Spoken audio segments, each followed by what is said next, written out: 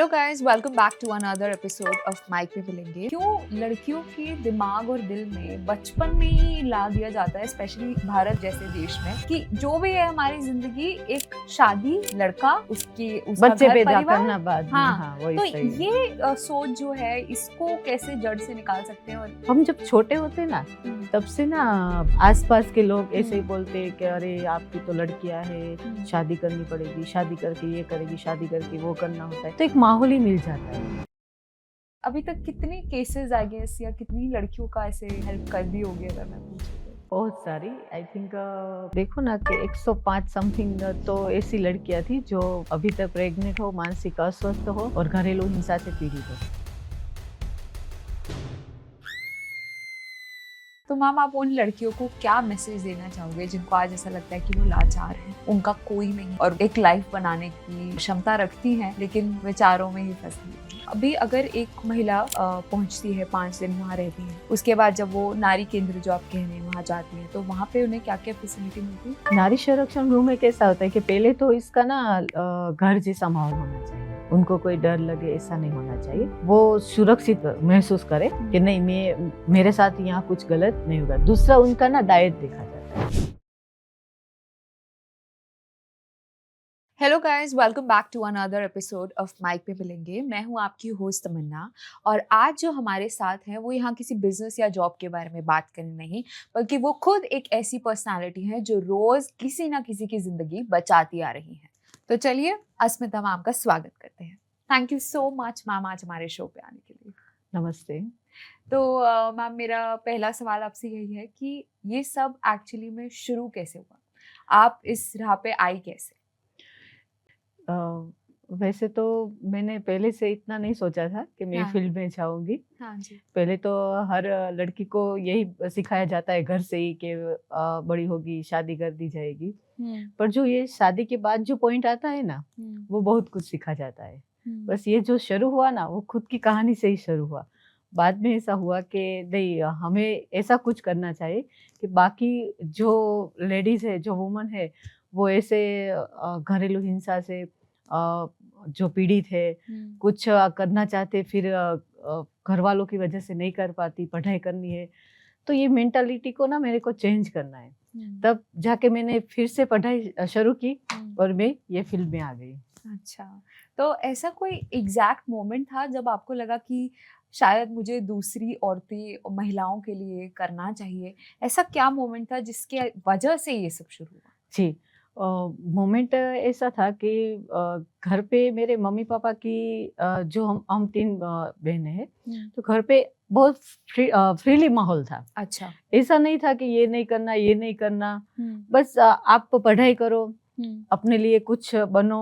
मेरे पापा बहुत मेहनत करते थे और मेरे मम्मी ने ना सब कुछ ऐसे संभाला हुआ था कि कभी ऐसा फील नहीं होने दिया कि हम लड़की नहीं है। तीनों लड़की थी, एक भाई है, फिर भी हम जैसे 4 भाई है। हाँ। घर में सबका पहले ना हमारे गांव में जैसे होता था कि लड़की को ना रात को छाछ दी जाती है, दूध नहीं देते। हाँ। इसको तो ये पराए घर जाने वाली है, इसको संभाल के क्या करेंगे। पराया धन है। घर पे ऐसा माहौल नहीं था, बहुत फ्रीली माहौल था। और मेरे मम्मी के पास बहुत नॉलेज था। आज भी वो न्यूज़पेपर डेली तो हमको कुछ समझाती रहती थी कि ये होना चाहिए लाइफ में, ये होना चाहिए, ऐसा होना चाहिए। जैसे कि आप गलत मत किसी का सुनो, गलत होता है तो वहां से स्ट्रॉन्ग थे हम। अब पॉइंट ऐसा आया कि हमने ना एक जीत की कि हमें शादी करनी है। अच्छा, और आपने की? हाँ, मैंने जीत की कि मुझे इससे ही शादी करनी है। सामने वाले को कोई इंटरेस्ट नहीं था कि आप मेरे से शादी करे, पर उसमें बहुत कुछ हो गया। जैसे एक पॉइंट आया, सुसाइड भी किया एक टाइम पे मैंने। आपको ऐसा सुसाइडल थॉट्स आए? जी, और मैंने कर भी लिया था। एक ऐसा कि उसने बोला कि नहीं, मैं आपसे शादी नहीं कर सकता, तो तब ना मैच्योरिटी नहीं थी इतनी, तो उस टाइम बस कर लिया, ऐसा सोच के किया कि अगर ये नहीं तो कुछ नहीं। पर आज पता चला कि ऐसा नहीं होता, बहुत कुछ है लाइफ में करने के लिए। तब से बस मैंने फिर से पढ़ाई शुरू की और यहाँ तक आ गई। तो कभी ऐसा ये कौन सी उम्र थी जहाँ आपको लगा कि शायद और भी महिलाएं इस सब के थ्रू जा रही हैं, गुजर रही हैं? 19-20 की थी, क्योंकि अच्छा। जो हुआ वो 16-17 में हो गया था। तब हाँ। इतनी मैच्योरिटी नहीं थी। हम्म, और जब दूसरी बार मैंने पढ़ाई, पहले पढ़ाई की थी मैंने, मम्मी पापा तो पढ़ा ही रहे थे कि नहीं आपको पढ़ाई करनी ही है। हाँ जी। पर जब ये मैंने शादी की, बाद में ये सब हुआ कि नहीं, मैंने तो कुछ और सोचा था कि अभी मेरे साथ इतना कुछ हो रहा है कि जैसे पढ़ाई नहीं करनी है, जॉब नहीं करनी है, ऐसे आप घर में ही रहो। तब मैंने सोचा कि नहीं नहीं, मैं ये तो नहीं कर सकती। हम्म। तो आपको वो वाली अस्मिता और इस वाली अस्मिता में कितना अंतर है? अभी जो लाइफ है ना, हाँ। वो मैं जीना चाहती थी, ये वो वाली लाइफ है। अच्छा। जब आप दूसरों के बात पे चलते हो या खुद ऐसी कोई छोटी सी जीत कर देते हो, तो मैं समझती हूँ कि आपकी ना लाइफ थोड़ी अ, हलचल हो जाती है लाइफ में। तब ये अभी जो लाइफ है ना, वो सुकून शांति वाली लाइफ है। सुकून शांति। हाँ, जैसे समाज के रीति रिवाज है, जब लड़कियां फॉलो करती है, तब भी ऐसा ही कुछ हुआ था कि आप रीति रिवाज। अब मैं ऐसा इतना नहीं सोचती। इतना नहीं सोचती। मैं हर टाइम पे मैं खुद के लिए अभी सोच रही हूँ। पहले ऐसा सोचती थी कि अगर ये हो जाता तो ये हो जाता, मम्मी पापा को दुख हो जाता, मेरे भाई बहन का क्या होता, अगर मैंने ये किया होता तो पीछे मैं बड़ी हूँ तो छोटे भाई बहन क्या सोचेंगे। अब ना जब पढ़ाई करते हैं ना, तब थोड़ा ना और कुछ समझ में आ जाता है कि नहीं नहीं, हमारा जो बंधारण के हिसाब से हमारा जो हक है, हमारे जो कानून है, वो हम खुद के लिए कितने हैं। हम स्वतंत्र जी सकते हैं, हम बंधन में नहीं जी सकते।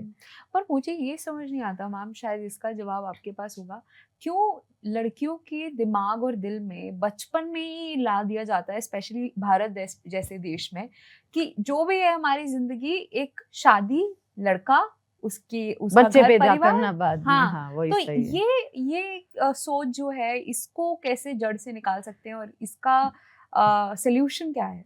हम जब छोटे होते ना, तब से ना आसपास के लोग ऐसे ही बोलते हैं कि अरे आपकी तो लड़कियां है, शादी करनी पड़ेगी, शादी करके ये करेगी, शादी करके वो करना होता है। तो एक माहौल ही मिल जाता है। जैसे हम अपने घर में सबको देख रहे होते कि नहीं हमारी मम्मी तो ये कर रही, ये कर रही, यही परिवार है, यही जीवन है। अगर हम बाहर ही नहीं निकल रहे, किसी को देख ही नहीं रहे, नहीं औरत ये भी कर सकती है। आज है, आज जैसे सोशल मीडिया के अकॉर्डिंग सब है कि लड़कियां समझ रही है कि नहीं नहीं, मेरे को ना, जैसे आप तमन्ना जैसा बनना है, मेरे को पायलट बनना है, नहीं मेरे को ये बनना है। आज है सब। पहले नहीं था, क्योंकि किसी को मालूम नहीं। पहले क्या था, नहीं आपको शादी करनी है, बाद में बच्चे पैदा करने हैं, और आपकी बस यही लाइफ है। बचपन में गुड्डा गुड्डी पकड़ा दे। हाँ, वही सही है। इसलिए ना सबके थॉट्स ऐसे हो गए थे कि नहीं हमारी तो शादी, इसलिए ना हमारी सोच भी ऐसे थी कि हमको कोई लड़का पसंद आने लगता है, बाद में हम इसके लिए सोचने लगते हैं। ये सब चलता था। हम जिस फील्ड से आप हैं और जितनी लोगों को आपने बचाया है, जितनी जिंदगियां बचाई हैं, क्या था वो आपका पहला केस जहाँ पे आपने सोचा कि मुझे किसी को बचाना है, किसी की जिंदगी संवारनी है? पहला तो ऐसा था कि मैंने जब पीबीएससी में काउंसलर की जॉब सिलेक्ट की थी। इससे पहले तो मैंने बहुत एनजीओ में भी काम किया था। पर जब आपने जो बोला ना ऐसा केस मेरे पास आया ना, वो था एक जैसे 40 साल का एक पुरुष है और जैसे 16-17 साल की लड़की है, उसके ऊपर रेप किया। तो उसमें ना मेडिकल के बाद पता चला कि रेप जब होता है तब लड़कियों के ऐसे ऐसे पार्ट में कितना उनके साथ गलत होता है। तब मैं ना ऐसे हार्टली शॉर्ट हो गई थी कि ये सब क्या हो रहा है लड़कियों के साथ, ऐसा नहीं होना। आप खुद कितने साल की थे? तब मेरी एज थी 22 साल की, 23 साल की। तब आपने ये पहली चीज संभाली थी। और मैं गुजरात में तो क्या है कि ऐसे सबके संस्कार नहीं है, पर कभी कभी कोई ऐसे हो जाता है, जैसे ड्रिंक किया हो। पर एक बात सही है कि अगर ड्रिंक किया है किसी ने, तो वो घर पे आके अपनी बहन के कमरे में या मम्मी के कमरे में क्यों नहीं जाते? सोचो, शायद उसकी बीबी उसके कमरे में ही जाता है। तो तब ये क्यों नहीं मालूम रहता? लोगों ने ऐसा रखा है कि ड्रिंक किया होता है तो रेप हो जाता है या कर लेते हैं। सेंसेस नहीं रहते। नहीं, ऐसा नहीं होता। आप घर जाके आपके ड्रिंक करके आपके अपनी मम्मी के कमरे में नहीं जा सकते। आप अपने ही कमरे में जाओगे, इतना तो सेंस रहता ही है। तो अगर इतना ही सेंसलेस हो जाते हैं तो दारू पी के वो अपनी जान क्यों नहीं गंवा देते? सही है। या भाग क्यों नहीं जाते? वो रेप ही क्यों करते? दूसरे घर नहीं पहुंचते, अपने घर ही पहुंच जाते हैं। आज कितने केसेस हम देख रहे हैं कि मैम घर के थ्रू ही, घर में ही आप इतना ज़्यादा अत्याचार हो रहा है लड़कियों के साथ। तो ऐसे केसेस आप कैसे संभाल पाती हैं जब घर ही घर में कौन कैसे आप तक पहुंचता है, उसका तरीका क्या होता है, प्रोसेस क्या होता है, फिर आप कैसे इस चीज़ का हल निकालती हैं? पहले तो क्या है कि हमारे गुजरात में 181 चलता है। 181 हेल्पलाइन नंबर में ना कहीं भी आपको कोई सड़क पे ऐसी महिला दिखे कि वो मानसिक अस्वस्थ है या रो रही है, अकेली है, परेशान है, रात के टाइम या दिन के टाइम, तो 181 वाले ना हेल्प के लिए पहुंच जाते हैं। उसमें ना 2 काउंसलर भी रहते हैं साथ में, एक लेडी कांस्टेबल भी रहता है, पायलट भी साथ में होता है। तो वो पहले मेडिकल के लिए लेके जाते हैं। अच्छा। अगर वो मेडिकल के लिए नहीं जाते तो सखी वन स्टॉप में जाते हैं। अच्छा। इसमें ना 5 दिन रखते हैं महिला को। अच्छा। अगर हाँ 1 घंटे में 2 घंटे में इसका सॉल्यूशन आ जाता है कि घर से ये निकली है और इनको घर से निकाल दिया है, उनके मम्मी पापा के घर जाना है, तो पहली उनकी ना प्रायोरिटी वही होती है कि वो उनके वहाँ से काउंसलिंग करके ही केस सॉर्ट आउट करें। अगर इनको लगता है कि नहीं, इनको भी हम अकेला नहीं छोड़ सकते क्योंकि ये सुसाइड भी कर सकती है, कुछ इसके साथ गलत हो सकता है, तब भी ना सखी वन स्टॉप में पहले जाते हैं। 5 दिन का वहाँ उनका खाने पीने का, मेडिकल ट्रीटमेंट का सब वहाँ रहता है। अगर वहाँ से कोई नहीं आता तब लड़कियां नारी केंद्र में आती है। नारी केंद्र में। तो 5 दिन उनका पूरा सुबह शाम का खाना सोना सब ध्यान रखा जाता है। अच्छा। और 5 दिन बाद भी अगर वो ना जाना चाहे तो नारी संरक्षण गृह में आती है। अच्छा। मैम अभी अगर एक महिला पहुंचती है, 5 दिन वहाँ रहती है, उसके बाद जब वो नारी केंद्र जो आप कह रहे हैं वहाँ जाती हैं, तो वहाँ पे उन्हें क्या क्या फैसिलिटी मिलती है? नारी संरक्षण गृह में कैसा होता है कि पहले तो इसका ना घर जैसा माहौल होना चाहिए, उनको कोई डर लगे ऐसा नहीं होना चाहिए। वो सुरक्षित महसूस करे कि नहीं, मेरे साथ यहाँ कुछ गलत नहीं होगा। दूसरा उनका ना डाइट देखा जाता है। डाइट में सुबह का नाश्ता भी रहता है और फ्रूट भी है दोपहर को। खाना अच्छा रहता है, 4 बजे फिर नाश्ता आता है और शाम का खाना भी रहता है। और पहले जो होता है ना उनका डाइट, ऐसा नहीं है कि सबको दिया तो इनको भी दे दिया। अगर पसंद नहीं है, जैसे आप सोचोगे बिहार यूपी से आते तो इनको ना चावल ज़्यादा चाहिए, तो हम उस हिसाब से इनका खाना देखते थे।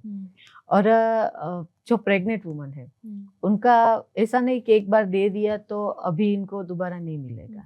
हम अगर जैसे कोई नाबालिग है और उनके साथ ऐसा कुछ घटित हुआ था और जब आप सब देखती थी तब अगर हमें चेक करना होता था कि शायद वो प्रेग्नेंट ना हो, तो इस सब का भी ध्यान रखा जाता था?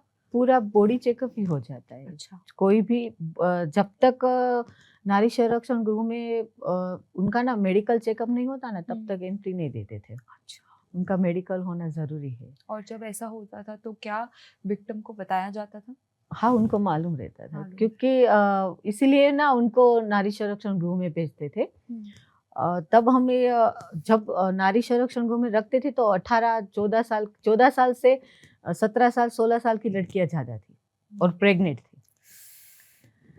और उसका ना पूरा खाने पीने का देखते, हॉस्पिटल का सब नारी संरक्षण गृह में देखते थे। अगर उन्हें अबॉर्शन जैसी चीज़ों के लिए या उन्हें कुछ ऐसी हेल्थ सपोर्ट चाहिए होती थी तो आप उसमें क्या सपोर्ट रखते थे? एबॉर्शन का तो जब लड़की कोर्ट में जज सर के सामने आती थी तब वहाँ ही डिसाइड हो जाता है कि इनको करना है कि नहीं करना है। वो ऑर्डर ना वहाँ से फॉलो होते थे।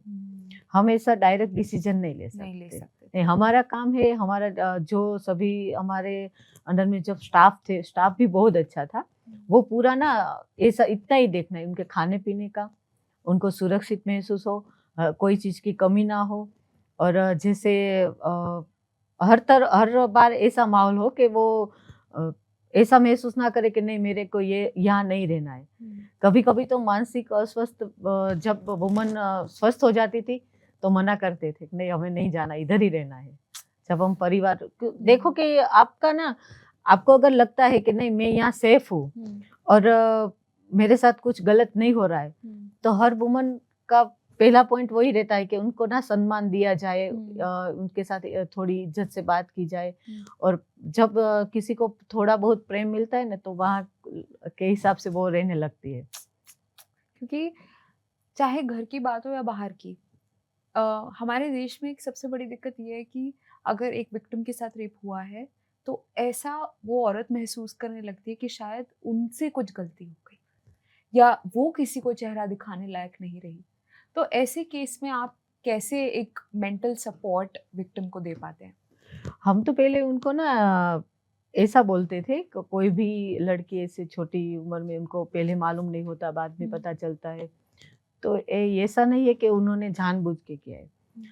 और दूसरा कि हम ऐसा बोलते हैं कि तुम्हारे एक के साथ नहीं हुआ है, बहुत लड़कियों के साथ होता है। तो पहले उनका ना सेल्फ कॉन्फिडेंस बना रहना चाहिए कि देखो ऐसी ऐसी कहानियाँ होती है, पहले ऐसा ही था। अगर 16-17 साल में पहले शादी हो जाती थी तब ऐसा था। अभी लड़कियां मैच्योर है तो शादी देर से होती है, तो ऐसा नहीं होता।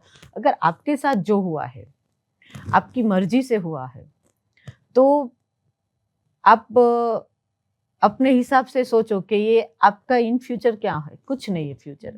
तो हम ना उनको ना, जैसे सिलाई काम है, पार्लर का है, कंप्यूटर है, वो उसमें थोड़ा उनको जो भी जिसमें भी इंटरेस्ट है उसमें लगाते हैं कि नहीं आप ये काम करो, ये काम करो, तब जाके वो मेंटली फ्रेश हो जाती है।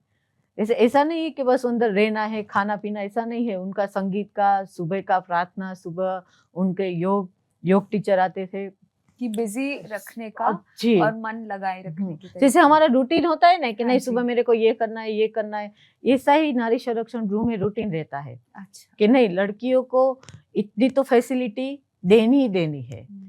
और सब जैसे सब फिट होके ही जाते थे। अच्छा। केस कितना भी बीमार क्यों ना हो, नारी संरक्षण गृह में जब लड़के आते तो स्टाफ भी इतना उनका ख्याल रखता है छोटी छोटी चीजों का, लड़कियां फिट होके ही जाते थे। बहुत खूब। मैम, जब आपने अपना पहला केस सॉल्व किया या पहले विक्टिम से बात की या उनकी मदद की, आपको ऐसा लगा कि शायद मैं सही काम कर रही हूँ या मैं सही जगह हूँ? जी, जी। उसका तो क्या था कि जब आप कोई बोलता है कि कोई परेशान है अगर आपको, और आपको कब मालूम पड़ता है कि वो परेशान है, उसकी फीलिंग्स आपको कब समझ में आती है? जब आपके साथ कुछ ना कुछ हुआ होता है। वरना तो हम ऐसे ही टाल देते कि नहीं नहीं ये तो होता रहता है। जब ऐसे लड़कियां पहली बार मेरे पास आती थी, कोई जैसे घरेलू हिंसा से पीड़ित हो, मारझूड़ होती हो, कोई कमाई का उसके पास साधन ना हो, तब ऐसा लगता था कि नहीं नहीं नहीं, मैं ऐसा कुछ कर रही हूँ, उनका काउंसलिंग करके उनको समझा रही हूँ। और समझाने के साथ हमको ना उनके साथ हम ऑप्शन भी दे रहे थे कि नहीं तुम्हें सिलाई काम सीखना है कि कुछ करना है तो बोलो, तुम्हारा शौक क्या है वो पहले खुद के लिए सोचो। इतना किसी के पीछे मत भागो कि नहीं ये हाँ परिवार है, करना चाहिए, सबके लिए करना चाहिए, मना नहीं, पर ये शरीर, ये पर जिंदगी हाँ, तुम्हारी है। खुद का भी कोई वजूद होना चाहिए कि नहीं आप ऐसा नहीं कि कोई बड़ा ही करे।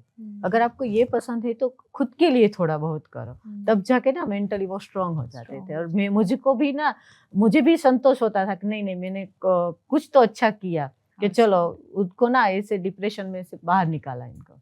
कितनी प्यारी बात है ये। लेकिन जब मैम आपने ये वुमेन के केसेस ग्राउंड लेवल पर हैंडल किए, तो आपके घर वाले, आपके दोस्त, आपके पार्टनर, मतलब आपकी पूरी फैमिली का क्या रिएक्शन था जब आपने डिसीजन ले लिया कि मुझे यही काम लाइफ भर महिलाओं की मदद करनी है? मेरे पापा को तो बहुत प्राउड है मेरे पे। अरे वाह! और मेरे मम्मी को तो पहले से ही पता था कि ना कुछ करेंगी। क्या बात है। क्योंकि सब जब भी हमारे घर में सब साथ में होते हैं और जब मेरी एंट्री होती है तो माहौल ही कुछ अलग रहता था पहले से, आज से नहीं। और मेरे पापा ने तो मेरे से हर छोटी बड़ी चीज शेयर की है। और एक ऐसा भी टाइम था कि मैं किसी के पास, मैं आज तक किसी के पास नहीं रोई थी। और अंदर से अगर कुछ भी हो तो मैं इतनी स्ट्रांग थी। तब से लेकर आज तक सबको मालूम है कि बहुत स्ट्रांग है, ये कर लेंगे।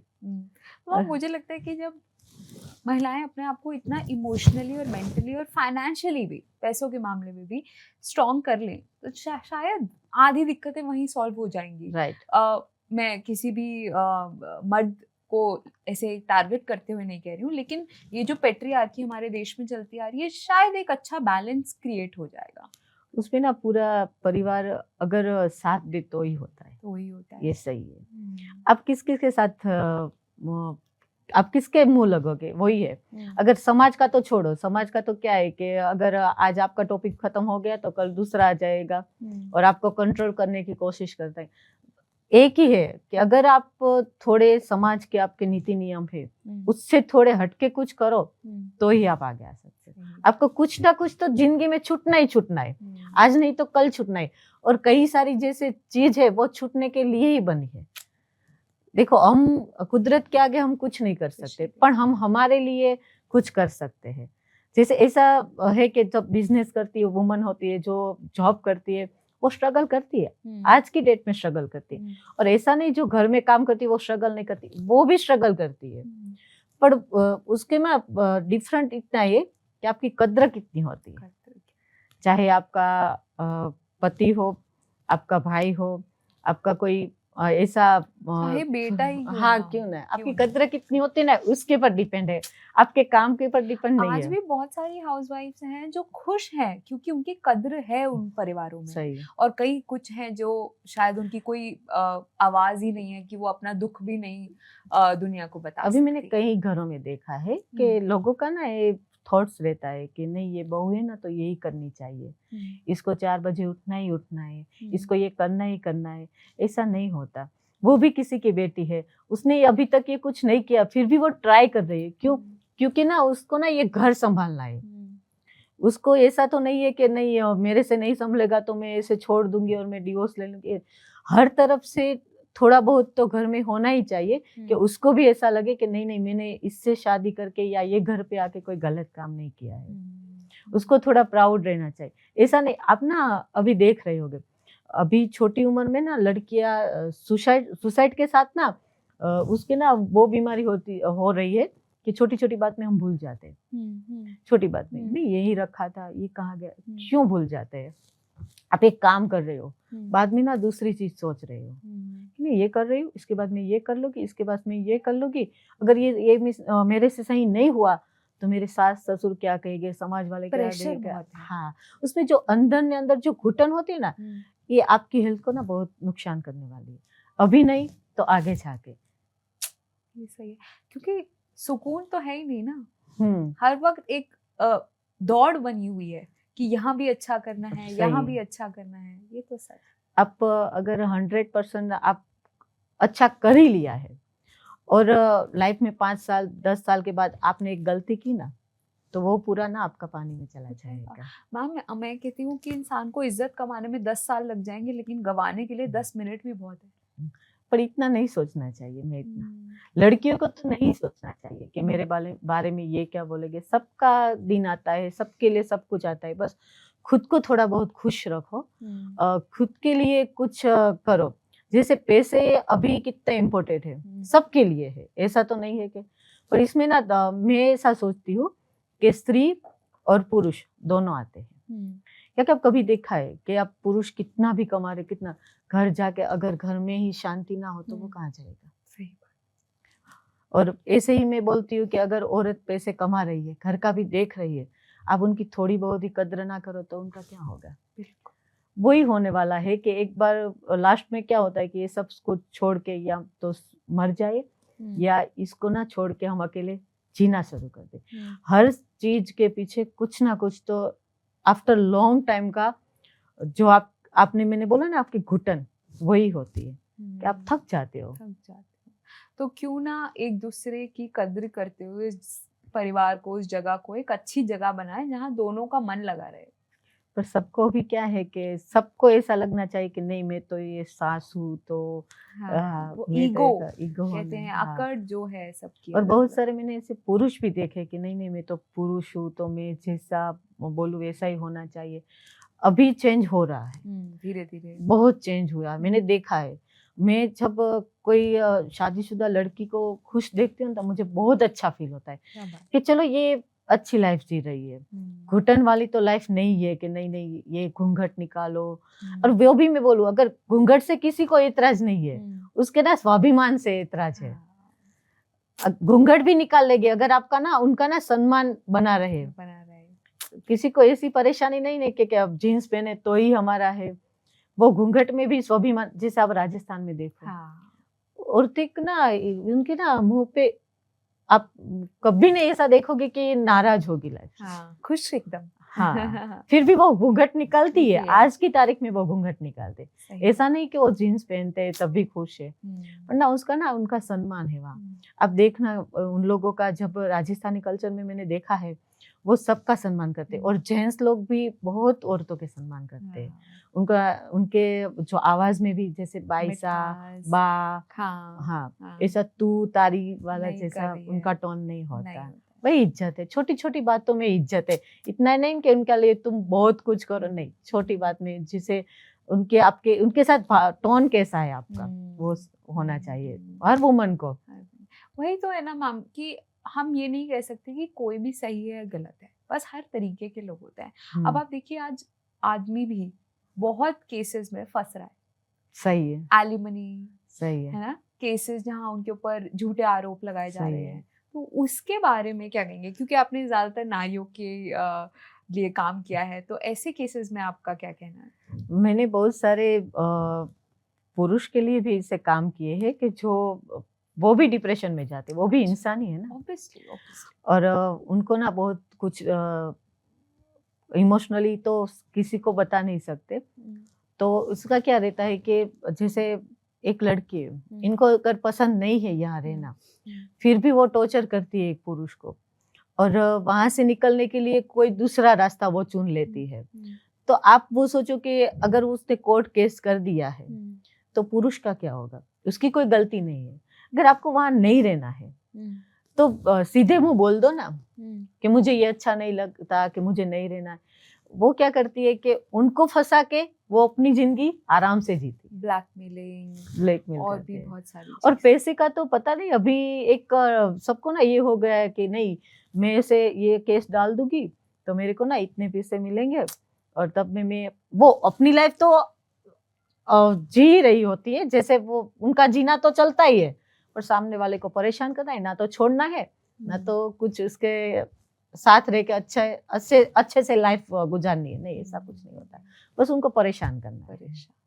कई बार मैंने देखा है कि जब पुरुष को कायदाई कोई मार्गदर्शन नहीं होता ना, तब जाके वो ना उनका परिवार पूरा टूट जाता है, क्योंकि वो भी किसी का बेटा है, उनका भी कोई परिवार था जो आपके आने से पहले अच्छा ही था। अभी आपने बोला कि कभी देखते ना लड़कियां शादी करके सब जहर वगैरह लेके भाग जाती हैं। और अभी तो मैम रिसेंटली में इतने केसेस हमने सुने हैं कि जहाँ अपने पति को महिलाएं या औरतें मार दे रही हैं, just in the sense of कि उनका कोई पहले शादी से पहले कुछ रहा था जिसके बारे में वो फैमिली से डिस्कस नहीं कर पाई। बट ले दे के बात है यहाँ पर सबकी इज्जत और प्यार की, जिसका कोई जेंडर नहीं होता। नहीं, सबका परिवार होता है। मैं तो इतना ही सोचती हूँ कि सबका परिवार होता है, जिसे कि उनके जैसे हमको हमारे माँ बाप कितने अच्छे लगते हैं, तो उनकी भी वही फीलिंग्स होती है उनके माँ बाप के प्रति, उनके बेटे के प्रति, उनकी भी कोई बहन होती है। तो मैं वही तो बोल रही हूँ, अगर आपका कुछ है पहले से, अगर आप ये करना नहीं चाहते तो पहले से बोल दो, साफ साफ बोल दो, उसका ना कुछ हो जाएगा, दोनों परिवार बच जाएंगे। सही बात है। तो ये तो मैम सारी बातें हो गई कि आप अभी तक क्या क्या करती हैं। एक चीज़ जब मैंने आपके बारे में रिसर्च किया तो मुझे पता लगा कि आपको यूनिसेफ और क्राई जैसी संस्थाओं से अवार्ड भी मिल चुका है जी। तो उसके बारे में बताइए कि आपका एक्सपीरियंस क्या था और आपको एग्जैक्टली किस केस के लिए ये अवार्ड्स मिले। मुझे वो वैसे तो पहले मेरे को मालूम नहीं था। हाँ। पर आपको पता कब लगा कि आपको ऐसा करके मुझे मेरे को अपने एक सर है जो WCO थे, उनको कॉल करके पूछना पड़ा कि इसमें क्या होता है, ये सब लोग आए हैं फोटो लेने के लिए, सब पूछ रहे हैं। अच्छा। मेरे पास जितनी सक्सेस स्टोरी थी वो मांग रहे, तो नहीं तुम्हारा ना नाम नॉमिनेट हुआ है। अच्छा। मैंने बोला किस लिए? तक नहीं, आप अच्छा काम कर रहे हो। जो आप कहीं भी कुछ अच्छा कर रहे हो ना, तो आपका कहीं ना कहीं तो नोट होता ही है। ये तो सच है। हाँ, ऐसा नहीं कि आप दिखाओ किसी को कि मैंने ये किया है। और मुझे तो पहले से ही इतना शौक नहीं है। मैं अच्छा। कोई भी काम करती हूँ तो साइलेंटली ही करती हूँ कि अच्छा। मैं इसको ये दिखाओ ऐसा नहीं। तब सर ने बोला था और सर का भी नाम नॉमिनेट तब हुआ था। अच्छा। और तब मेरे को जब अवार्ड मिला तब मेरे को इतना अच्छा तो लगा। उसके अलावा मुझे ये सेल्फ कॉन्फिडेंस आ गया, नहीं मैं सही राह पे जा रही हूँ, मुझे ये करना है और लोगों की मदद करनी है बस। तो आपको अवार्ड कहाँ मिला था? अवार्ड हमारा गुजरात यूनिवर्सिटी में रहा था। ओके। अहमदाबाद जब में। आपने पहली बार अपना अवार्ड लिया, आपको कैसा लगा? वो फीलिंग कैसी थी? फीलिंग्स तो बहुत अच्छी थी और सब लोगों ने भी मुझे बहुत प्यार दिया। उसके बाद भी जब अपने लोग होते तो उन्होंने बोला कि नहीं नहीं तूने इतना कुछ किया है। खास करके मेरा जो स्टाफ था ना वो बहुत खुश हो गए क्योंकि बोला कि मैडम आप 1:30 बजे काम करते हो, 1:30 बजे ऑफिस में आ जाते हो और आप इतना काम करते थे तो हम सोचते थे कि मैडम क्यों एक केस के पीछे काम ही कर रहे। हाँ। आज पता चला कि नहीं आपने जो किया वो सही किया। मेरा पहले से ऐसा था। जब मैं नारी गृह में जॉब के लिए जब मैं पहले दिन आई थी तब मैंने देखा था कि मैंने सोच लिया था कि नहीं मुझे ना इतना तो करना ही है। अच्छा। और मेरा ना क्वार्टर्स अंदर ही रहता था। तो जैसे यहाँ क्वार्टर्स, यहाँ नारी संरक्षण गृह, किसी की भी आवाज आती मैं दौड़ के चली जाती। अरे वाह। और रात के टाइम खाने के बाद को कंपलसरी डांडिया तो रहता है।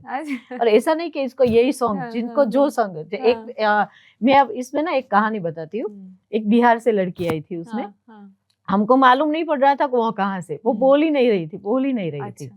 तो एक बार मैंने ना ऐसे बोला कि तू कौन सा गाना सुनेगी? तो कि मैडम मैं तो वो नाचने वाला सुनेंगी। मैंने बोला क्यों? तो कि मैं नाचती हूँ ना। अच्छा। तो कहाँ नाचती हो? मैं बार में नाचने जाती हूँ मैडम। तब मेरे को इतना शौक हुआ, अभी भी मैं वो याद करती हूँ ना कि ये लड़की ये है। 15 दिन से बोल नहीं रही, मैं पूछ रही हूँ, काउंसलिंग कर रही हूँ कि बेटा तू कहाँ से आई है, कौन सा पर। तब ये सॉन्ग जब मैंने बोला कि सब लोगों को जितना जो सॉन्ग अच्छा लगे तब उन्हें डीजे वाला सॉन्ग चालू किया, नाची। बाद में मैंने मुझसे तभी सारी बात की। मैंने 1:30 बजे तक उनकी फाइल में सब लिखा, 1:30 बजे तक। सुबह 4 बजे तक मेरे को नींद नहीं आई और 11 बजे तक मैं फाइल लेके अपने सर के पास गई कि सर इसका ना ये वाला है। तो बोला ठीक है चलो, इनका परिवार मिल गया। और दूसरा ये भी है कि आपके पर अगर किसी का भरोसा है ना तो आप काम कर सकते हो, आप सब कुछ जीतो। मेरे जो ऊपरी अधिकारी थे ना उन्होंने कभी ऐसा नहीं बोला कि अब इतने बजे क्या कर रहे हो, इतने बजे क्यों काम किया, इसको आपने मैं किधर लेके गई, कुछ नहीं। अगर मेरे को लगता है कि मैं ये लोकेशन उनको दिखाने जा सकती हूँ, जैसे कोई लड़की बोल नहीं रही, सुन नहीं रही, तो मैं ना उनको वीडियो दिखाती थी। तो मुझे लगता था कि अगर नदी वाला एरिया है तो यहाँ से कितनी जगह पे पहले पानी जा रहा है। अगर वो पहाड़ी एरिया है तो मैं देखती थी कि यहाँ से नजदीक में कौन सा ऐसा पहाड़ है। अच्छा। ऐसा नहीं कि मैं डायरेक्टली सोचती थी कि नहीं उत्तराखंड में ही पहाड़ है, ऐसा नहीं है। हमारे गुजरात में जब नारी संरक्षण गृह है वहां से 30 किलोमीटर में एक पहाड़ है जो इडरिया गढ़ करके बोलते हैं। तो एक लड़की वहां की निकली, वो बिल्कुल सुन भी नहीं रही थी और बोल भी नहीं सकती थी। मैंने ऐसे परिवार गोद लिया। ऐसे तरीके से आपने अलग अलग तरीके अपनाए कि आप बहुत घर बहुत मैं कभी कभी ना सबको पेंट करने के लिए देती थी कि अगर वो अगर पेंटिंग कुछ करते हैं तो इससे मालूम होता है। अच्छा। हाँ, तो एक मानसिक अस्वस्थ बहन थी, तो उनका ना वो भी ऐसे ही थी, उनका ट्रीटमेंट चल रहा था। तो मैंने सबको कलर दिए, आपको जो पसंद है वो बनाओ। तो उनका ना पूरा परिवार उन्होंने बनाया कि ऐसा जैसे लड़का एक है, मैं हूँ खुद ऐसा। तब मेरे को मालूम हो गया नहीं इनके ना परिवार में तो है। पहले ऐसा था कि कोई नहीं है, अनाथ है, नहीं परिवार में तो कोई है। तब मैंने जाके उनका ना स्टार्ट किया कि परिवार में एक, तब एक उनका बेटा इंजीनियरिंग था, वो गोवा में था। अच्छा। और मैंने वहां से उनका परिवार ढूंढा, वो उनके ना लेने के लिए गोवा से आए थे। तो ड्राइंग से कैसे पहचाना आपने? उन्होंने ऐसे जैसे देखो वो पानी जा रहा है, बीच बनाया। हाँ, और वो बैठी है, वाइन की बोतल है उनके हाथ में, ऐसा ऐसा अच्छा, सब तो वो कुछ। बनाना शुरू कर गए और हाँ आपने फिर पूछा उसी से हाँ। तहकीकात। हम्म। क्या बात है। पर मैम आपने इतने केसेस सॉल्व किए और इतनी लड़कियों की मदद की, औरतों की मदद की। अब आप बहुतों से जुड़ गई होंगी, ऐसा नहीं है कि वो केस वहीं ख़त्म हो जाता है, बातचीत या उनसे आपकी बात होना ऐसा चलता था उसके बाद भी? नहीं, हमारा रूल्स रहता था कि अगर लड़की का हमने परिवार ढूंढ लिया है तो बाद में हमें उनका फॉलोअप लेना पड़ता था कि वो वहीं है, क्या कर रहे हैं, उनकी दवाई कैसी चल रही है, वगैरह वगैरह। पर एक लड़की थी जो उनकी ना मदर पूरी तरह से मानसिक अस्वस्थ है। हमने बहुत ट्राई किया पर वो स्वस्थ ना हुई। पर जो लड़की थी ना, उससे मुझे ऐसा था कि अगर मेरी बेटी होती तो मैं उसको ये माहौल में तो इतना नहीं रखती, उसको मैं कुछ सिखाती। तो तब ना मैं थोड़ी थोड़ी देर के लिए उनको ना शाम को सुबह को क्वार्टर मेरा था तो उनको सिखाती, जैसे गेस्ट आए तो ऐसे पानी देने का। अच्छा। उनको ऐसे हम चाय भी बना के देते थे। जैसे रसोई ऐसी रसोई होती है, ऐसे घर को संभाला जाता है, जैसे हम डेकोरेट करते हैं ऐसे घर को रखा जाता है। तो आज उनकी इतनी उम्र नहीं है अभी, तो आई थिंक 5वीं कक्षा में ही होगी। अच्छा। और वो सब में नंबर बनाती है। अच्छा। वो सब में, वो अभी भी मेरे को बहुत याद आती है। क्या बात है। क्योंकि आपने उसमें कुछ देखा या आप में वो भावना हाँ। जगी कि आपने सोचा कि नहीं अगर मुझे क्या लगा कि अगर हमारे माँ बाप हमको किस तरह से सब चीजें सिखाते थे कि ये करना चाहिए, करना, तो मुझ में ना वो दिखा। अगर मेरी बेटी होती तो मैं ऐसे इनको ऐसे ही नहीं रखने देती कि चलो सब रहते तो ये भी साथ में रह रही है, नहीं। उसकी ना मेरे को अलग फीलिंग्स हो गई थी। मुझे लगता है मैम सबसे सुंदर चीज एक महिला, एक औरत के बारे में यही होती है कि ये जो भाव है ना ममता का, ये हम हर जगह हमारा जग जाता है। ममता, प्यार, किसी के लिए भलाई, काइंडनेस, ये महिलाओं में ज्यादा रहती है और हमारा हमेशा मन करता है, जी करता है कि हम जितने लोगों की मदद हो वो कर सकते। वो बहुत सुंदर एक भगवान ने हमें ब्लेस किया है, जो शायद खुद जानबूझ के भगवान जी ने महिलाओं में ज्यादा रखा है।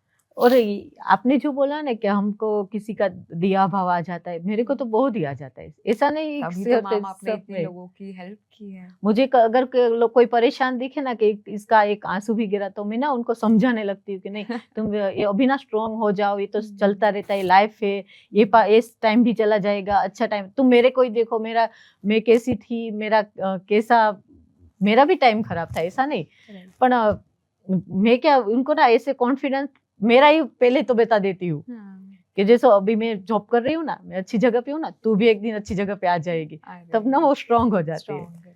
ये भी एक कला है मैम, सब में नहीं होती, चाहे सबके मन में हो, लेकिन ये कॉन्फिडेंस दूसरी औरतों को देना, दूसरी लड़कियों को देना इतना आसान है नहीं, क्योंकि आपको बहुत चीजें समझनी पड़ती है। इतना आसान नहीं है किसी से 2 बातें करके उनको वो कॉन्फिडेंस दे देने की। तो आपने अभी तक कितने केसेस आई गेस या कितनी लड़कियों का ऐसे हेल्प कर दी होगी, अगर मैं पूछूं तो कुछ आइडिया? बहुत सारी, आई थिंक देखो ना कि 105 समथिंग तो ऐसी लड़कियां थी जो अभी तक प्रेग्नेंट हो, मानसिक अस्वस्थ हो और घरेलू हिंसा से पीड़ित हो। उससे पहले मैंने जो पीबीएससी सेंटर में काम किया, वो उसमें भी मैंने बहुत सारी औरतों की मदद की है। और आज भी कभी भी कोई फोन करके पूछे कि अभी ये चल रहा है, मैं डिप्रेशन में जा रही हूँ, मुझे ऐसे नेगेटिव थॉट्स आ रहे हैं, तो उनको समझाती हूँ कि सब कुछ जो लाइफ में आप जो जिसके पीछे भाग रहे हो ना, वो तो पहले बंद कर दो। खुद के लिए थोड़ा सोचोगे ना तो अच्छा होगा। और खास करके हमारे जीवन में कोई मानता ही नहीं मानता, पर मैं तो ईश्वर पे बहुत श्रद्धा रखती हूँ और मेरा हर काम होता है मैं जो सोचती हूँ। क्योंकि मुझे ऐसा लगता है कि मेरे साथ कोई नहीं है तो मैं मंदिर के सामने बैठ जाती हूँ, बस मेरे साथ ये है ना, मेरा सब कुछ हो जाएगा। और वो मैं जो सोचती हूँ ना वो पक्का हो जाता है, क्योंकि मन भी तो साफ है ना। हाँ, मन, कर्म अच्छे हैं, सोच अच्छी है, तो क्यों नहीं देंगे भगवान जी साथ। अभी भी मैं मानती हूँ, लोग कहते हैं कलयुग आ रहा है, कलयुग चल रहा है, मैं मानती हूँ अभी भी धरती पे बहुत अच्छे लोग हैं। सब अच्छे ही है, उनको ना जरूरत है सही रास्ते की और सही इंसान की। सबके पास ऐसे संस्कार नहीं होते, कुछ ना कुछ लाइफ में कमी रहती है। जैसे किसी के बचपन से माँ बाप नहीं रहते तो उनके पास वो संस्कार नहीं रहते। किसी के पास देखो कि किसी के बच्चे भी नहीं होते तो वो भी कोई कहीं ना कहीं परेशान है, और दूसरी है कि आप सही रास्ता तब चुन पाओगे कि आपको ऐसा लगता है कि नहीं, आपके कोई साथीदार है, दोस्त है, आपको लगता है कि ये गलत रास्ते पे जा रहे हैं, तो कोई ना कोई तो आपको संभालने वाला चाहिए ही चाहिए।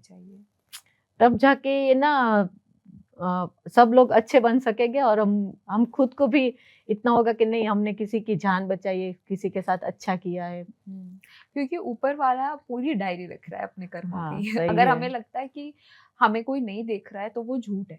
भगवान जी हर वक्त देख रहे हैं। चलती उसकी है। हाँ। आप सोचो, अभी सोचोगे कि ये हो जाएगा, ये हो जाएगा, इतना नहीं होता। वो जो सोचता है वही होता है। हम तो कहीं ऐसे ही भी है कि हमको कुछ करना ही नहीं, हमको किसी को अच्छा लगे कि किसी के पर मुसीबत आए, नहीं अच्छा लगता, पर होता वही है जो उन्होंने सोचा है। हाँ। हम तो मैम, कमिंग बैक टू जो हमारी बात चल रही थी, अगर कोई महिला मेंटली अनस्टेबल होती है और सेंटर पे वो आती है, तो 24 घंटे उनका क्या प्रोसेस रहता है? 24 घंटे तो पहले उनका प्रोसेस, पहले तो वो खाना नहीं खाती। अच्छा। हाँ, वो खाना नहीं खाती, वो ऐसे सबके साथ झगड़ने लगती है कि नहीं, यहाँ से मेरे को निकालो। तो उसको पहले शांत करने के लिए जो डॉक्टर ने जो भी दवाइयाँ दी है, उनका पहले ट्रीटमेंट ही रहता है। अच्छा। फर्स्ट, बाद में उनका अगर वो दवाई नहीं ले रही है तो कुछ ऐसा ट्राई करते हैं, डॉक्टर बोलते हैं कि नहीं, उसमें दाल चावल में भी डाल के भी इनको पहले शांत करो। अच्छा। तभी इनका ना जो माइंड है वो शांत होगा, वरना तो खुद की जात को ही मारेगी। अच्छा। हाँ, जैसे सिर पटकना, कुछ अगर हाथ में आ जाए तो खुद की, हाँ, खुद को ही मारेगी, खुद को ही कोसेगी, क्योंकि उसके साथ इतना हुआ था कि वो मानसिक अस्वस्थ पहले तो अपने कोई खत्म करने की कोशिश करती है। तो दवाइयों से पहले उन्हें शांत किया जाता है, दवाइयों उसके से। बाद उसके बाद काउंसलिंग किया जाता है, और उनके साथ हम ऐसे वीडियो भी दिखाते हैं एलईडी में कि उनका माइंड शांत हो, जैसे गाना हो, अगर चैनल चेंज करते रहते हैं, जब वो शांत हो जाए तो वही चैनल थोड़ी देर के लिए रखते हैं कि नहीं, इनको ये पसंद आया है तो यही रखते हैं। तो मैम, जब आप ऐसे केसेस लेते हैं और जब ये सब आप लोगों को गो थ्रू करना पड़ता था, तो सबसे बड़ा प्रॉब्लम क्या आता था? कि वो डरी हुई होती थी, या खुद को मार रही होती थी, या फिर वो भाग जाना चाहती थी? सबसे बड़ी दिक्कत क्या आती थी? मैंने बोला ना कि उनके साथ जब मानसिक रूप से अस्वस्थ महिलाएं जो आती थी, उनको ऐसा ही लगता था कि जो अभी बाहर हुआ है मेरे साथ, वो यहाँ होगा। इसलिए उनको ना ऐसा कि नहीं, मैं यहाँ से नहीं रहूंगी, यहाँ मैं जाने वाली हूँ। उनकी ना एक ऐसे उसका डर बैठ गया, वो डर पहले निकालना पड़ता है। तो कभी कोई ऐसा भी होता था कि उनको रोक के रखना पड़ता था कमरे में कि वो ना भागे? अभी तक तो मैं जब थी तब तक तो ऐसा नहीं हम करते थे, अकेले तो नहीं छोड़ते थे। हम खुद साथ में रहते थे, खुद साथ में खाना खाते थे, उनके साथ बातें करते थे। अच्छी उनको ना साड़ी पहनती हो तो नई नई साड़ी देते, कभी ना इनको शौक होता है कपड़े का, तो हम नई साड़ी निकाल के देते थे। हमारा स्टाफ ना इनको तैयार कर, श्रृंगार कर देते थे, तो उनका ना अच्छा लगता था, फील होता, तो इनको लगने लगता था कि नहीं, ये सब मेरे अपने हैं। पहले तो हमारा ऐसा ही होता था कि इनको ऐसे संभाले कि उनको कोई ऐसा ना लगे कि मैं गलत जगह पे हूँ। तो इसके अलावा मैम, जब हम बात यही कर रहे हैं, तो मैंने जब गूगल किया और जब मैंने आपका पेज भी देखा, तो एक उत्तराखंड वाले केस की क्लिपिंग मेरे आगे आई। तो अगर उसके बारे में आप बता पाएं खुद। नहीं, उत्तराखंड में क्या था कि जब वो यहाँ गुजरात में किसी काम से आए थे, उनके साथ अपने भाई भाभी के साथ, वहां से वो मानसिक अस्वस्थ थे थोड़े, तो वहां से वो ट्रेन में बैठ गए। तब जाके पुलिस स्टाफ ने सखीवन स्टॉप में छोड़ा था। सखीवन स्टॉप में उनका काउंसलिंग किया। तो वो उत्तराखंड से आए थे अपने भैया भाभी के साथ? हाँ। और वो वहीं से मेंटली अनस्टेबल थी? हाँ। ओके। फिर उनका ना काउंसलिंग किया, उन्होंने संभाला। 5 दिन हुआ और नारी संरक्षण गृह में आए थे। मैंने पहले फाइल का अभ्यास किया कि सोचा कि अगर इनका परिवार नहीं मिल रहा है तो कोई हम पुलिस स्टाफ को, जैसे हमारा क्या रहता है कि साइबर क्राइम रहता है ना, ऐसे ही एक रहता है कि पूरे इंडिया का सबके पास डेटा रहता है। हाँ, राइट। कि जैसे आप गुम हो गए तो आपका 24 घंटे में तो दिया ही जाएगा कि ये लड़की यहाँ से गुम हुई है। तो मैंने पहले वो देखा कि अगर ये लड़की आई है तो किसी ने तो कंप्लेंट डाला हाँ आपका, कि वांटेड। मेरी हाँ। सिस्टर है, मेरी डॉटर है, सब। हाँ। तब जाके मैंने उनका ना परिवार भी ढूंढ लिया और उनको स्वस्थ भी कर दिया था। तो मैम मैंने अभी एक न्यूज़पेपर क्लिपिंग देखा था जिसमें लिखा था कि एक केस था उत्तराखंड से जिसमें 37 दिन तक आपको उन विक्टिम का केयर करना पड़ा। तो वो किस बारे में था? वो उसकी कहानी शुरू किधर से हुई? उसका ना कि मैंने पहले बोला ऐसा ही होता है कि अगर कोई मानसिक अस्वस्थ वुमन आती है तो पहले 181 या पुलिस स्टाफ जी। सखी वन स्टॉप में ही रखते, तो ऐसा हाँ ही जी। सखी वन स्टॉप में उसका ना कोई पता नहीं चला था। अच्छा। तो वहाँ 5-6 दिन हो गए थे, तो बोला अभी नारी संरक्षण गृह में शिफ्ट करना पड़ेगा, तो ठीक है। हमारे यहाँ जब वो आई थी तब पूरी रूप से बहुत बीमार थी, उनका अच्छा। ना फीवर भी इतना था, तो मैंने रिपोर्ट कराई, उसका डेंगू आया। पहले तो उनकी ट्रीटमेंट की, उनको सही किया। बाद में वो स्वस्थ हो गई थोड़ा बहुत, तो उनको ना याद था, उनके भाई का मोबाइल नंबर और नाम याद था। तब उन्होंने पूरी कहानी बताई कि मैं उत्तराखंड से ट्रेन में ऐसे ऐसे चढ़ गई थी, तो यहाँ आ गई गुजरात। तो मैंने कांटेक्ट किया उनके भाई के और वीडियो कॉल में बात कराई। तो हाँ पक्का उन्होंने बोला यही मेरा भाई है, और उन्होंने बोला कि ये मेरी बहन है, ऐसे हमारे से छूट गई थी। और घर से कितने दिनों बाद आप बता रहे हो कि आपके पास है, तो कहाँ है? तो मैंने बोला गुजरात है, आप आ जाओ। अच्छा। तो तब बात हुई कि नहीं मैम, हमारे पास तो इतने पैसे नहीं है कमा सकते हैं। तो मैंने जो ये सारी बातें हैं वो हमारे उच्च कक्षा के जो अधिकारी होते हैं उनको सब बताई। हमारे जो सर ने बोला कि नहीं, हम पुलिस स्टाफ के साथ उनको छोड़ने जाएंगे। तो उनके साथ 2 लेडी कांस्टेबल, हमारा स्टाफ में लेडीज ही है सब, वो भी गए और उनको उनके भाई के साथ, उनका ना परिवार के साथ उनका पुनः स्थापन वहाँ किया।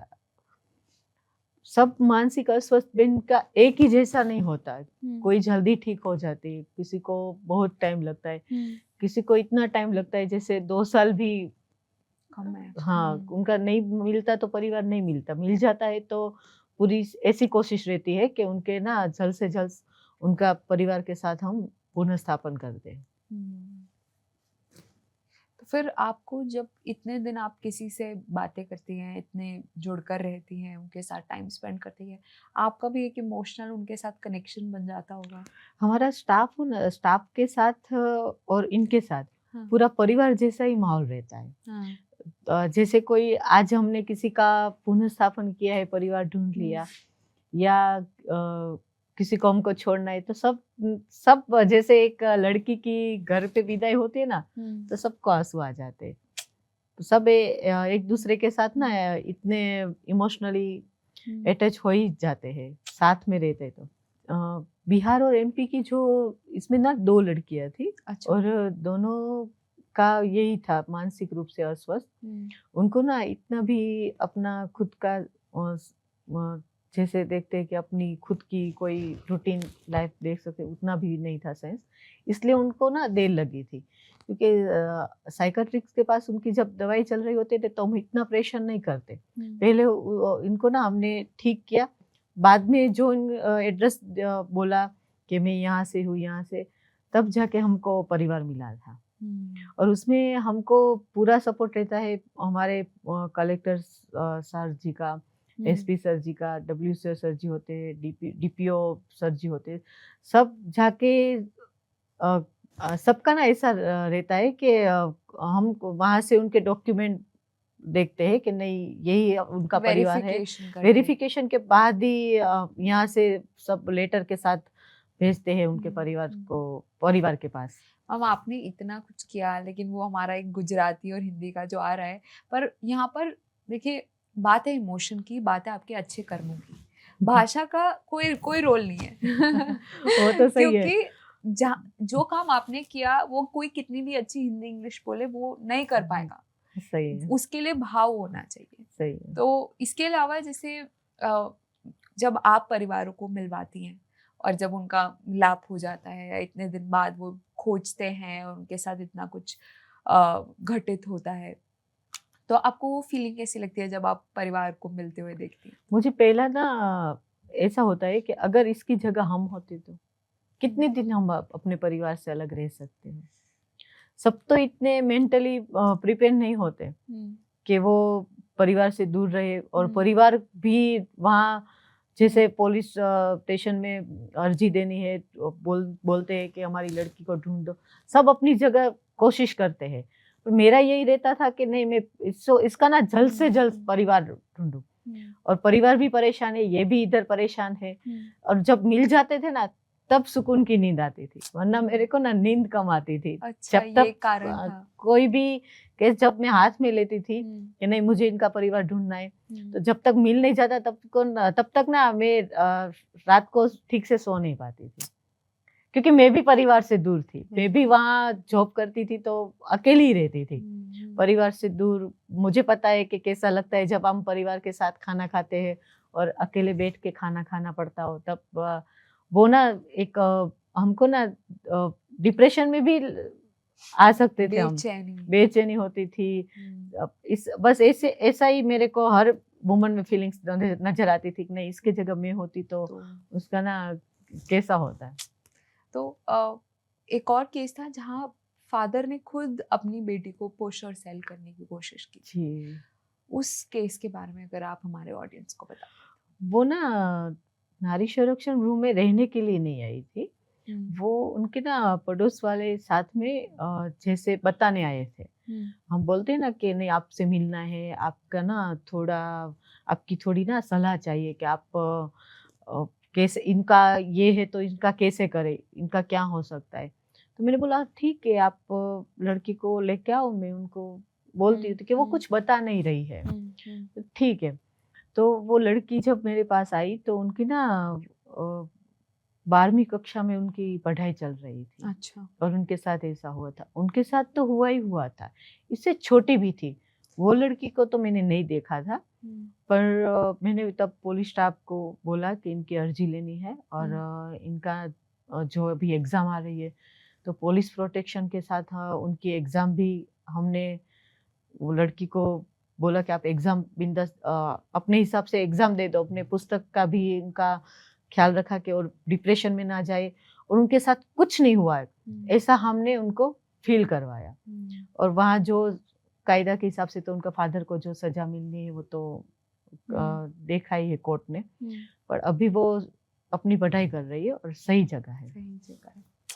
मैम, आपको लगता क्या है कि ये सारे जो केसेस हैं, इसका अगर ग्राउंड लेवल या रूट कॉज जो कहे, जड़ से क्या दिक्कत है कि ये सब आनी पड़ती है महिलाओं पे? हमारे पास जब इतने केस आते थे तब हमारे एक सर थे ना, वो बोलते थे कि ये केस आया है इतने केस, इसके अलावा बहुत कुछ हो रहा है जिसका जो सामने आ नहीं रहा है। कोई बोल रहा है, कोई नहीं बोल रहा है, किसी को समाज का डर है, किसी को घर से ऐसा डर का माहौल है कि नहीं उनका। और मैंने अभी देखा है कि ज्यादातर जब रेप घर में होता है ना, तो घर में ही लड़कियां सेफ नहीं है, तो बाहर का तो कोई उनके पास ऑप्शन ही नहीं है ना, क्योंकि घर वाले जैसे चाचा हो, दादा हो, मामा, फादर, तो वो लड़की कहाँ जाएगी? उसकी छोटी उम्र में भी उनको इतना एक हो गया है, तो आप किसी भी पुरुष के साथ रखो, वो सेफ्टी फील उनको लगेगा ही नहीं कि मैं सेफ हूँ। तो मैम ऐसे में क्या करना चाहिए अगर घर ही में वो इस सब के थ्रू गुजर रही हैं, तो ऐसे में एक महिला को क्या करना चाहिए अपनी सेफ्टी? पहले तो जो लड़की के पास कोई वुमन हो या लड़की के पास जो नॉलेज नहीं ना, पहले तो उनको ना एक नॉलेज की जरूरत है। करेक्ट। कि वो खुद के लिए आवाज उठाए। और दूसरा, सरकार कितने सारे अवेयरनेस प्रोग्राम कर रही है लोगों को, लड़कियों को बताने के लिए कि अगर ऐसा ऐसा होता है तो आप ये कलम लगाओ, इतनी सारे कलम है, आप पुलिस स्टेशन जाओ। पर जब तक आपके पास कोई नॉलेज नहीं ना, तो मैंने ऐसे ऐसे लोग भी देखे हैं कि अच्छी अच्छी पोस्ट पे हो और उनके ऊपरी अधिकारी उनका शोषण कर रहे होते हैं, पर उनको मालूम नहीं होता कि ऐसे भी कोई जातीय शोषण के कायदा कानून है कि हम यहाँ से बाहर निकल सकते। उनको लगता है कि नहीं, मेरा समाज में लोग क्या सोचेंगे, ये नहीं सोचे। पहला तो है कि आप जो भी आपके आसपास है, आपकी बेटी हो, आपकी बहन हो, आपके आसपास कोई भी लड़की हो, वो उनको ना पहले यही नॉलेज होना चाहिए कि आप अगर ऐसा माहौल होता है तो कैसे बाहर निकलो, आपके पास कैसे आप छोटा चप्पू रख सकते हो, आपके पास मिर्च पाउडर रहना चाहिए। Safety issue. हाँ, अगर आप घबरा गए हो तो सामने वाले को नजर नहीं आना चाहिए कि आप डर गए हो, आपका सेल्फ कॉन्फिडेंस इतना होना चाहिए। अभी तो 181 में एप्लीकेशन भी, अब सबके पास मोबाइल रहता है, एप्लीकेशन भी आ गई है कि आप एप्लीकेशन में टच करोगे आपका लोकेशन वहाँ मिल जाएगा। जैसे हमारे वहाँ 100 है, उसमें भी आप कॉल करके बता सकते हैं। कहीं भी आपको ऐसा लगे कि मैं यहाँ अनकंफर्टेबल हूँ, तो पहले आप खुद के लिए पुलिस स्टेशन का ही सहारा लो। अच्छा। खुद कर सकते हो तब खुद का देख लो कि नहीं मैं यहाँ से निकल सकती हूँ। आपको हमको इतना समझ में आ जाता है कि नहीं ये लड़का या ये पुरुष हमको अच्छी नजर से नहीं दे, तो आप तुरंत वहां से एक ये निकल जाओ। सेंस हमें औरतों में बहुत तेज होती है, वो उसी वक्त हाँ, समझ जाती है। आपको बस वहां से निकलना है। आपको किसी को बताना है। ऐसा मत सोचो कि समाज क्या बोलेगा, मेरी बदनामी होगी, लोग क्या बोलेंगे, ऐसा मत सोचो। अगर आपके साथ हो गया तो आपकी लाइफ का क्या होगा? आप तो पूरी तरह टूट जाओगे। और ये 18-16 साल में देखो रेप हो जाता है तो उनकी पूरी जिंदगी का तो ऐसा तैसा ही हो जाएगा। उनका फ्यूचर बनाने में बहुत परेशानी होती है, उनके माँ बाप को होती है, खुद को होती है। खुद के साथ लड़ने में जितनी एनर्जी चाहिए ना, उतनी और काम में एनर्जी नहीं लगती। आप कैसे जीत पाती हैं इन लोगों का ट्रस्ट? क्योंकि मैम जब ऐसी बात किसी को खुल के किसी से करनी हो कि वो किस चीज़ के थ्रू गुजरी, ये इतनी आसान बात नहीं है। एज अ महिला, एज अ फीमेल हम दोनों ये बात समझ सकते हैं। तो ये आश्वासन कर ले लेना और ये ट्रस्ट बिल्ड कर देना, ये कैसे कर पाते हैं? पहले तो हम उनको ना वुमन हो, जैसे घरेलू हिंसा से पीड़ित हो या ये लड़की हो, कोई भी मैं पहले इतना ही सवाल पूछती, अगर तेरे को मुझ पर भरोसा है तो मैं किसी को नहीं बताऊँ, पर हाँ तू क्या चाहती है मेरे को बोल, मैं सपोर्ट करूंगी तेरे को। तब जाके उनको ना कॉन्फिडेंस आ जाता है, नहीं मैं यहाँ मैं बता सकती हूँ सब मेरी बातें। तब वो मैंने बहुत सारी स्टोरी सुनी है जो मैं अभी बता भी नहीं सकती, इतनी स्टोरी सुनी है। और इतनी स्टोरी सुनने के बाद मैंने लड़की मेरे को खुद को पकड़ के रोने लगती है और मैं उनको संभालती हूँ। और बाद में जब एक बार रो लेती है, उनको ऐसा फील हो जाता है कि नहीं मैं सेफ हो गई, बाद में ये कुछ कर दिखाती है। वो भी मैंने देखा है। वो पढ़ाई कर लेती है, कुछ अपना सोच लेती है कि नहीं मुझे ये करना है। कोई तो ऐसी भी लड़कियां थी, बोलती थी कि मैं आपके जैसे ही बनूंगी, अब तो मैं इतनी स्ट्रांग हो गई हूँ, मेरे साथ कोई गलत नहीं कर सकता। ऐसा उनको ना एक कॉन्फिडेंस आ जाता है। बस यही चाहिए और कुछ नहीं चाहिए। कितनी अच्छी बात है, वेरी वेरी नाइस। पर कभी ऐसा हुआ है मैम, आपने ऐसा केस देखा जहाँ उनकी कहानी सुन के आपको खुद बहुत दिन नींद ना आई हो, या खुद से मतलब डर लग जाए, या दुनिया से एक खौफ बैठ जाए कि कैसा केस है? ऐसी तो बहुत कहानी है, पर एक मैं कहानी बताती हूँ। एक नर्सिंग वुमन की थी। वो ऐसे केस नहीं आया था, बस ऐसे सलाह के लिए किसी ने बोला था कि आप इनको ना कुछ आपसे बात करनी है। जैसे होता है ना कि अगर वुमन में तो ज्यादा बात फैल जाती है, कुछ अच्छा किया हो या बुरा किया हो।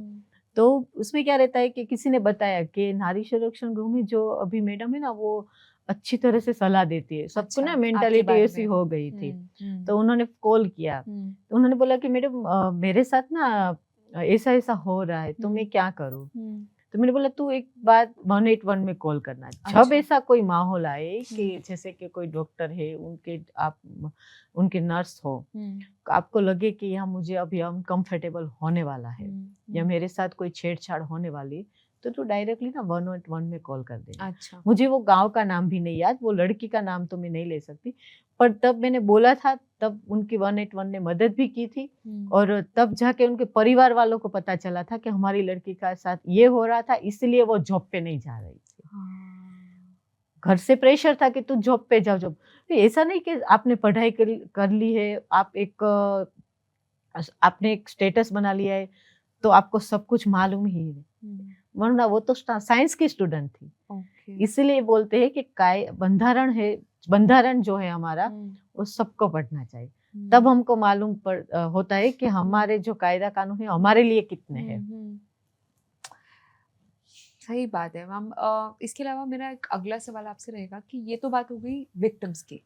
अगर हम किसी मेंटली अनस्टेबल वुमेन या ऐसी किसी विक्टिम को अपने आसपास देखते हैं या हम उनकी बात सुन लेते हैं या हमसे ऐसा कोई कुछ शेयर करता है, तो हमें एज अ सिटीजन क्या करना चाहिए? हर किसी की कहानी सेम नहीं होती, अलग अलग इसमें सबका अलग अलग ही रहता है। माहौल देख के उनका, जैसे उनका ट्रेस देख के हर वुमन कोई जल्दी समझ जाती है, कोई जल्दी समझ उसको नहीं आता है कि नहीं अभी तो मैं यही करूँगी। यही अभी ज़्यादा चल रहा है सबके लिए कि सब देखते हैं कि नहीं इसकी लाइफ तो अच्छी है, इसका ना बॉयफ्रेंड अच्छा है, या इसका ये अच्छा है, इसका ये।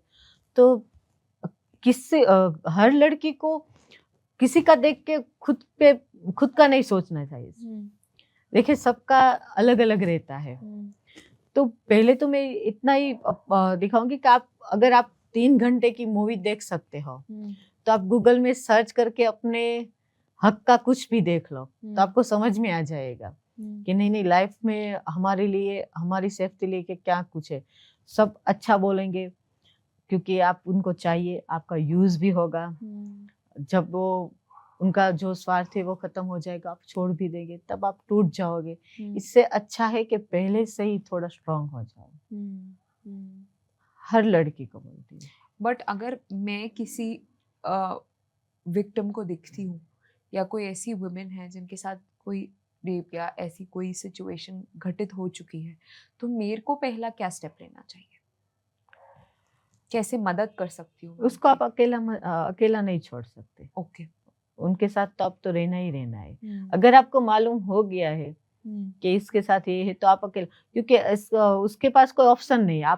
अभी आप मिल गए, आपको पता चल ही गया है कि इसके साथ ये हो रहा है, तो आपको साथ में रह के पुलिस की मदद लेनी चाहिए। महिला पुलिस स्टेशन में काउंसलर होते हैं, उनकी मदद लेनी चाहिए। उनके परिवार को बोलना चाहिए।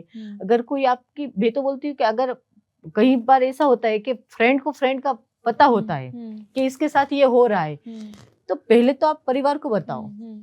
परिवार जो उनमें से सॉल्यूशन निकाल। अगर हाँ, कई परिवार ऐसे भी होते हैं कि नहीं ये हमको बाहर किसी को नहीं बोलना है, पुलिस स्टेशन नहीं जाना है, हमारी बदनामी होगी, तो इतना मत सोचो। आप किसी की जिंदगी बचा सकते हैं। हाँ, क्योंकि जिंदगी जाएगी, आज नहीं तो कल जाएगी। ऐसा नहीं है कि आप मर जाते हो तो ही मरा हुआ होता है। अगर आप अंदर से टूट गए हो, बार बार टॉर्चरिंग हो, तो आप भी अंदर से कहीं ना कहीं मर ही रहे हो। वो नहीं होना चाहिए। हर वुमन का, अगर आपको किसी की स्टोरी थोड़ी भी मालूम है तो पहले परिवार का सपोर्ट लो, पुलिस स्टेशन का सपोर्ट लो। अगर आपको लगता है कि नहीं मैं इनका केस सॉल्व कर लूंगी, मैं इनको यहाँ से बाहर निकाल लूंगी, तो आप पूरी कोशिश करो। आपको ना बहुत अच्छा फील होगा कि नहीं आपने किसी की जान बचाई है। तो मैम, अगर आज एक लड़की को स्ट्रॉन्ग बनना है और अगर उसे ये प्रूव होना है कि हाँ वो अपने आप में पूरी है, तो सबसे ज़्यादा क्या चीज़ें ज़रूरी हैं कि वो मन से और हर तरीके से ऐसा फील करे कि मैं सेफ हूँ? पहले तो खुद का कमाना बहुत ज़रूरी है। आप जब खुद के पास खुद के पैसे हो ना, तो ऐसा बैड फील नहीं होता कि मैं पापा के पास लूंगी, भैया के पास कैसे लूंगी, क्या बोलूंगी, हस्बैंड। सबका अलग अलग इसमें नेचर रहता है। किसी को छोटी उम्र से कमाने का हुनर नहीं होता, तो वो इससे हो गया होता है कि नहीं हम इसके पर डिपेंडेंट ही है। वो ना पहले माइंड से निकालना पड़ेगा। नहीं, हम कभी कुछ भी कर सकते हैं, चाहे छोटा बिजनेस हो, बड़ा बिजनेस हो, जॉब हो, पर खुद की कमाई तो होनी चाहिए। और अगर मैं बोलूँ कि एक औरत को एम्पावर्ड कहलाने के लिए सबसे ज़्यादा क्या ज़रूरी है? जॉब, एजुकेशन या खुद के निर्णय लेना? ये तीनों ज़रूरी है। तभी जाके वो अपने खुद के लिए अंदर से अच्छा फील कर पाएंगी। सही। क्योंकि सबकी जिंदगी देखो, सबके अंदर एक, चाहे छोटा जीव हो या बड़ा जीव हो, सबके अंदर एक जीव है। ऐसा नहीं है कि आप छोटे हो बड़े हो, पर ये जब तीनों साथ में होते हैं ना आपके पास, तो आपकी ना एक अलग ही आइडेंटिटी हो जाती है और आप प्राउड फील करते हो। ऐसा नहीं हम किसी को नीचा देखा है, पुरुष को, परिवार को नीचा देखा, ऐसा नहीं हमारा रहता है। पर एक होता है ना कि हम दूसरों की मदद भी कर सकते हैं, एजुकेशन से कर सकते हैं, पैसे से कर सकते हैं। ऐसा नहीं कि हमारे पास बहुत सारा है तो हमारा ही है। हम सब कुछ बांट के भी सबको भी खुश कर सकते हैं और हम भी खुश रह सकते हैं इससे। मैं बहुत खुश हूँ कि आप वो कहते हैं ना कि आजकल बहुत ज़्यादा चल रहा है फेमिनिस्ट, आप वो नहीं है। आपको बैलेंस पसंद है। ऐसा नहीं कह रही कि मर्द गलत हैं या औरतें सही हैं या औरतें गलत हैं या मर्द सही। आपको लगता है जो भी हो सबके लिए फेयर हो, जस्टिस हो और सबके लिए सही हो। राइट मैम, पर एक दिक्कत जो मैं अपने देश में देखती हूँ कि जो सक्सेसफुल महिलाएं होती हैं ना, जिनका खुद का अच्छा बिजनेस होता है, जिनका एक नाम होता है, उससे आज हमारी सोसाइटी को बहुत प्रॉब्लम होने लगती है, वो अनकंफर्टेबल हो जाता है। आपको ये महसूस हुआ है? बहुत बार हुआ है। हुआ है? जब हम दुखी थे, हम लाचार थे, हमारे पास कुछ नहीं था, तब तो सब लोग बोलते थे कि नहीं नहीं बेटा तुम तो बहुत अच्छी हो, ये हो ये हो। तो सब मुझे खुद लगता था कि नहीं ये सब मेरे हैं। अब धीरे धीरे मैं ग्रोथ करने लगी ना, तो सबका कांटेक्ट ही टूट गया। अभी कोई ये सब बोल नहीं रहा है कि नहीं नहीं तूने सही किया, तू अच्छी जगह है। हाँ, फ्रेंड्स बोलते हैं, अपने कुछ परिवार वाले हैं जो भी जिनको प्राउड है कि नहीं हमको मालूम था कि कुछ कर दिखाई। मतलब एक बात देखना कि आप किसी के मोहताज रहोगे ना तो सबको पसंद आओगे, कि सब बोलेंगे कि नहीं तुझे ये करना चाहिए। हाँ मैं कर लूंगी, सीधी है ना। हाँ, एक वो शब्द बोलते हैं कि बहुत सीधी है लड़की, सबका कहना मानती है, अच्छी लड़की है। अगर आपने कुछ अपने हिसाब से किया तब तो भाई आप समाज से भी जाओगे और आपके खुद के शायद परिवार से भी जाओगे। मैं ऐसा मानती हूँ, मेरे साथ ऐसा हुआ है। खुद के लिए जब जीना हम सोचते हैं ना तब बहुत कुछ हमारे हाथ से निकल जाता है। और आपको ये क्या बोलते हैं कि खुद को ऐसा कॉन्फिडेंस लेके ही चलना है कि छूटता ही छूटता है, कुछ तो छूटने ही वाला है आपका। ये तुम्हारा डिसीजन है कि तुम्हारे लिए तुम ज्यादा जरूरी हो या लोग क्या सोचेंगे वो ज्यादा जरूरी? नहीं, परिवार जरूरी है पर इतना नहीं कि हम बार बार अकेले हमारी जो लाइफ है वो किसी के मोहताज हो या हम वहाँ टॉर्चरिंग हो, दिन बे दिन मर मर के जिए। नहीं, खुद की स्वाभिमान सबसे पहले है हमारा। तो मैम, आप उन लड़कियों को क्या मैसेज देना चाहोगे जिनको आज ऐसा लगता है कि वो लाचार है, उनका कोई नहीं है और वो एक लाइफ बनाने की क्षमता रखती हैं लेकिन विचारों में ही फंसी हुई? हम जब सोच लेते हैं ऐसा तब तो आप हो गए। अच्छा, सोच लिया तो हो गए। हाँ, सोचना ही नहीं है। आप देखो आसपास देखो, कई वुमन, मैं ऐसा नहीं बोल रही, कई वुमन है कि जो छोटा काम करके भी बड़ा प्रॉफिट लेती है और उसके परिवार में कोई साथ भी नहीं होता। उनके अगर आप देखो तो उनके पास ऐसी कोई डिग्री नहीं होती, फिर भी वो अच्छे से कुछ कर रही है। तो आप ऐसी कहानियां सुनो, आप ना ढूंढो कुछ ऐसा कि मेरे लिए क्या सही है। आप कुछ ऐसा अपने खुद से बात करो पहले तो, कि आप क्या कर सकते हो। आपने कभी मिरर में सामने रह के बात की है? हाँ, वो करो, तब मालूम अंदर से आवाज आएगी, नहीं तुम ये कर सकती हो। गलत होगा तो आपको पता चल जाएगा, नहीं मैंने ये गलत किया है, तो वहाँ सॉरी बोल दो। हाँ, वो सही है, आप लाचार हो ही नहीं। हमारे पास देखो, हमारा शरीर है, तंदुरुस्त है, सबको 24 घंटे ही मिले हैं। तो आप लोग कर सकते हैं, बाकी औरतें कर सकती, तो आप क्यों नहीं कर सकती? मैं तो बस इतना ही सोचती हूँ कि किसी के मोहताज ना हो।